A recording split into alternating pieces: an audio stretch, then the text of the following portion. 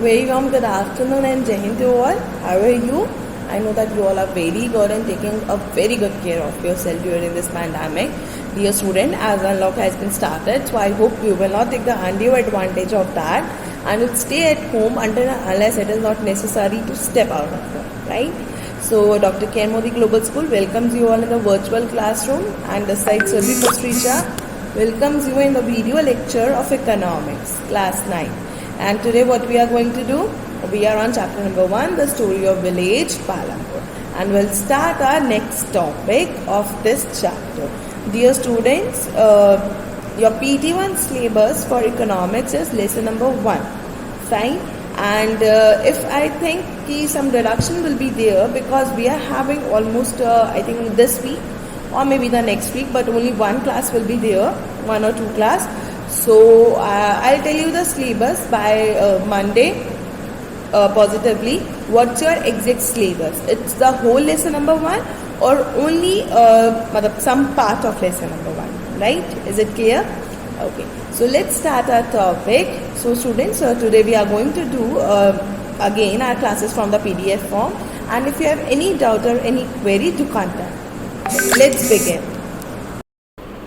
So dear students, let's have a look at the index first, and I will tell you your PT1 syllabus also. Before Monday I am sending you, I know that.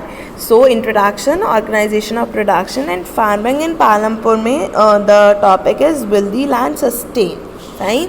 जो हमारा आज का topic है that will be the last topic of this chapter, and after that we are going to have a number of tests and the practice session so that you can score full marks in economics. Okay, is it clear?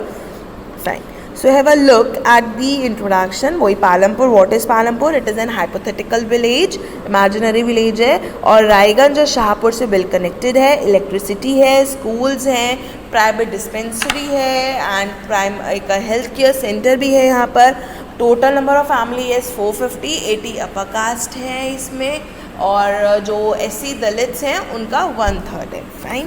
Okay, next, what are the 4 factors of production. कुछ भी production करने के लिए, कुछ भी produce करने के लिए या मैन्युफैक्चर करने के लिए we need 4 factors, that is the land, labour, capital and entrepreneur. ठीक है, means land means the place where you are going to work, the natural resources such as forest, water, minerals, people जो काम करेंगे, skilled, unskilled, educated, uneducated labor. Capital means the working capital or the fixed capital. As the name suggests, fixed means हम ऐसी capital जो एक बार fix कर देते हैं, जैसे आपके tools, machines, buildings, and the working raw material, money in hand, या ऐसा कुछ भी कैश जो आपके पास कुछ भी चीज़ जो फटाफट कैश में कन्वर्ट हो सकती, right. Human capital, the knowledge and the enterprise required by human beings. ऐसी नॉलेज जिससे एंटरप्राइज मतलब जो ह्यूमन बींग रन करता है. Next we have farming in Palampur में हमने पढ़ा था लैंड फिक्स्ड है, और यहाँ पर 75% ऑफ द पॉपुलेशन जो पालमपुर की है वो फार्मिंग में एंगेज्ड है. मेन प्रोडक्शन, मेन एक्टिविटी है फार्मिंग, आपकी प्रोडक्शन एक्टिविटी है, और ये लोग क्या करते हैं, पहले खुद की कंजप्शन के लिए स्टोर करते हैं, and if there is surplus then they will sell in the market, right. and constrain over production, farm production, because land area under cultivation is partially fixed. As I already told you, ये 80% तो अब उनका हो गया, और जो ये land है ये भी यहाँ पर फिक्स है. Clear? Okay. One way can grow from more land, ये रिविजन चल रहा है, मैं नए टॉपिक पे अभी नहीं आई हूँ. All land is cultivated in Palampur, कोई भी लैंड आपकी खाली नहीं है. During the rainy season kharif farmers grow करते हैं ज्वार और बाजरा, जो as a cattle field use होती है, और इसका कल्टीवेशन होता है आपका अक्टूबर और नवंबर में पोटैटो के साथ. विंटर रैबी क्रॉप्स ग्रो होती हैं, wheat, fine, clear. Okay, so now move. A part of land area is also devoted to sugar cane which is harvested Once every year, sugarcane in its raw form or as a jaggery is sold to traders and sharper. या तो वो sugar cane जो हमारा गन्ना होता है उसे बिल्कुल रॉ फॉर्म में सिटीज़ में सप्लाई करके आते हैं, so that the industry produce jaggery और शुगर फ्रॉम इट, और वो घर में ही स्मॉल स्केल मैन्युफैक्चरिंग यानी कि छोटा छोटा काम करते हैं, अपनी जो उनके पास मशीन्स होती हैं उसके द्वारा वो जैगरी बनाते हैं गुड़, और फिर उसे मार्केट में सेल आउट करते हैं, राइट। अब क्या हमने पूछा था वन वे, कुछ कोई और तरीका है जिससे ग्रो हो सकती है, तो the way is multiple cropping और मिक्स्ड क्रॉपिंग, ठीक है। Further help in increasing farm production more than one crop. See ध्यान रखना, मल्टीपल मीन्स एक से ज़्यादा, fine, and mixed means already 3-4। Multiple में आप 2 मिनिमम होती हैं आपकी, कि आप मैक्सिमम होती हैं कि आप 2 क्रॉप ही ग्रो करते हो, but in mixed cropping you can grow more than 2-3 crops. See मैंने आपको पिक्चर में दिखाया था, ये आपकी मल्टीपल क्रॉपिंग, एक क्रॉप यहाँ ग्रो हो रही है, एक यहाँ ग्रो हो रही है, दिस इज दी मल्टीपल, ठीक है। एंड मिक्स्ड मीन्स ये एक ही फील्ड पे आपकी ऐसे, यहाँ पे एक, यहाँ पे एक, यहाँ पे एक, यहाँ पे एक, यहाँ पे यहाँ पे, this is the mixed cropping. Clear? Okay, so let's move further. अब हमने पढ़ा था इरिगेशन के बारे में, फिर हमारे पास आता है इरिगेशन। इरिगेशन में क्या होने लगा था कि अर्लियर वी यूज टू मतलब before electricity we use Persian wheel methods, जो आपको ऑलरेडी पता है, ठीक है, and it is shown in the picture also. Persian wheel जो था वो यहाँ पर ऐसे हमारे होते थे, and basically we are using animals for each and everything, मतलब पर्शियन व्हील्स के लिए भी for ploughing seeds in the field, और हर चीज़ के लिए हम एनिमल्स को यूज़ करते थे अर्लियर। लेकिन हम यहाँ पे इरिगेशन के साथ साथ न्यू मॉडर्न फार्मिंग टेक्निक्स भी यूज़ कर रहे हैं। अब यहाँ पर क्या हुआ था, इलेक्ट्रिसिटी जो थी विलेज पालमपुर में बहुत जल्दी आ गई थी, और जिसकी वजह से जो आपका देखो electricity farming in Palampur got boost, electricity transform the system of irrigation. ये पालमपुर इतना वेल कनेक्टेड विलेज कैसे हो गया, वो इसलिए हो गया क्योंकि जब इलेक्ट्रिसिटी जल्दी आ गई, सो हमने न्यू मॉडर्न टेक्निक्स यूज़ करी। We are using tractors, we are using threshers, we are using tubewells, we are using wells, तो बहुत सारी चीज़ें थी जो हम यूज़ करने लगे थे, राइट। इसकी वजह से हमारी फार्मिंग जो थी पालमपुर में एक तो बहुत अच्छी होती थी, and most of the persons are engaged in farming. 75%, again and again I am saying a number, that is 75% of the total population of the Palampur is engaged in farming. Situation of electricity and irrigation in our country, modern farming methods, HYV seeds, using modern farming methods to increase the yield from the given piece of land. हम क्या करते थे, हम modern farming techniques use करते थे ताकि जो हमारे पास कम लैंड है उसमें से भी हम ज़्यादा से ज़्यादा फील्ड को ग्रो कर सकें, ज़्यादा से ज़्यादा प्रोडक्शन कर सकें, right.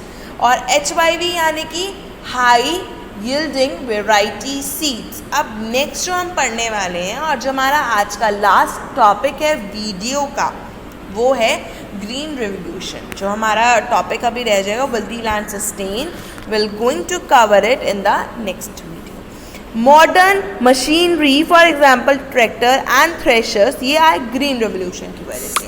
Now explain you in brief कि ग्रीन रेवोल्यूशन क्या है green revolution. I will show you some pictures first. So what is green revolution? देखो यहाँ पे लिखा हुआ है smart green revolution. As you can see, अब ये मैं आपको दोबारा से पिक्चर में दिखाऊंगी कि कुछ स्प्रिंकल्स थे, थ्रेशर्स थे, ट्रैक्टर्स थे। सो ग्रीन रेवोल्यूशन एग्जैक्टली क्या है? सबसे पहले ये मेक्सिको 1940 में स्टार्ट हुआ था, फिर 1960s में ये इंडिया में आया था, जो पंजाब, हरियाणा एंड वेस्ट उत्तर प्रदेश में यूज़ किया गया था। क्या था ये था आपके modern farming techniques, increase in the production than usual. जितनी हमारी प्रोडक्शन होती थी उसमें एकदम से इंक्रीमेंट हो गया। फॉर एग्जाम्पल अगर कोई चीज़ 1 हो रही है तो just because of the modern farming methods, because of the green revolution वो चीज़ 1000 में होने लगी। क्या था ये थे कि हम केमिकल्स, फर्टिलाइजर, पेस्टिसाइड्स यूज़ करने लगे थे। We are using the modern techniques, tubewells, और हम जो हमारी नेचुरल रिसोर्सेज थी हम उन्हें बहुत ज़्यादा ओवर यूज करने लग गए थे, जिससे हमें पहले तो बहुत फ़ायदा हुआ कि भाई हमारी प्रोडक्शन इंक्रीज हो गई, but the later on we have seen कि हमारी रिसोर्सेज सारी डिप्लीट होने लगी हैं, ख़त्म होने लगी हैं, just because of this green revolution. जो केमिकल फर्टिलाइज़र थी वो क्रॉप सप्लाई करती थी, जिसकी वजह से एक्स्ट्रा न्यूट्रिएंट्स उसमें हो जाते थे और उसकी वजह से हमारा प्रोडक्शन इंक्रीज हो जाता था। आप लोगों ने देखा है फ्रूट्स देखे आप लोगों ने कि सीजनल फ्रूट जैसे आपके यूजुअली मैंगो है आपका तो बहुत जल्दी आ जाता है। यूजुअली वो आपका अप्रैल मई में आता है, लेकिन आपका फेब्रुअरी से मैंगो हमें मार्केट में दिखने लग जाता है। ये बहुत मोटे मोटे मैंगोज होते हैं, बहुत मोटे मोटे आपके वाटर मेलन्स, मस्क मेलन होते हैं। What is the reason? क्योंकि उन्हें बहुत ज़्यादा केमिकल्स मिलते हैं, बहुत ज़्यादा इंजेक्टेड होते हैं वो, जिसकी वजह से ये सारी चीज़ें हमारे we are using the HYVC, जिसकी वजह से प्रोडक्शन इंक्रीज हो रहा है। ऑब्वियसली बात है, प्रोडक्शन इंक्रीज हो रहा है, कहीं ना कहीं फ़ायदा हो रहा है, but the resources which we are having, the natural resources, वो हमारी डिप्लीट होती जा रही है, right. This is our green revolution. ये हमारा ग्रीन रेवोल्यूशन है। ग्रीन क्यों बोला गया? ऑब्वियसली बात है क्योंकि फार्मिंग में हो रहा है, देयर इज अ चेंज, सो हमने वर्ड यूज करा ग्रीन। रेवोल्यूशन मीन्स बिकॉज एक ड्रास्टिक चेंज आया था, बहुत ज़्यादा प्रोडक्शन होने लगा था, रेवेन्यू बहुत ज़्यादा गवर्नमेंट को मिलने लगा था फार्मिंग से, एम्प्लॉयमेंट जनरेट हो गई थी।